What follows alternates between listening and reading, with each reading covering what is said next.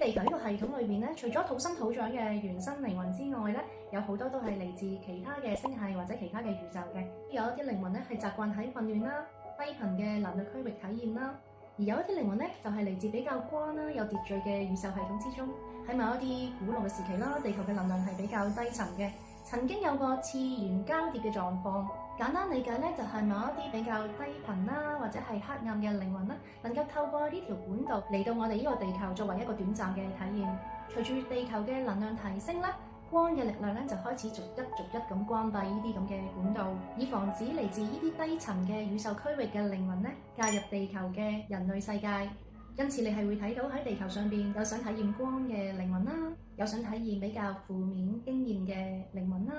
嚟自負面宇宙區嘅靈魂咧係會建立自己嘅系統嘅，因為喺佢嘅印記裏邊咧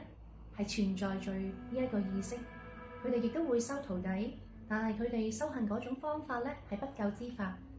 所以無法係成佛嘅。於是咧就只有透過一次一次轉世翻嚟，繼續佢嘅修行。背後嘅真正目標咧，只係想翻自己原本熟悉嘅能量世界。而我哋人類嘅本身咧係擁有豐富嘅生命嘅能量，自然會成為佢哋關注嘅目標啦。如果跟隨咗呢個另類嘅修行嘅修法嘅方式，即使最終有一定嘅成就咧，最終好大機會咧係會跟隨住佢哋翻到佢哋所創建嘅負面嘅能量世界，而非去到一個比較光高頻嘅世界。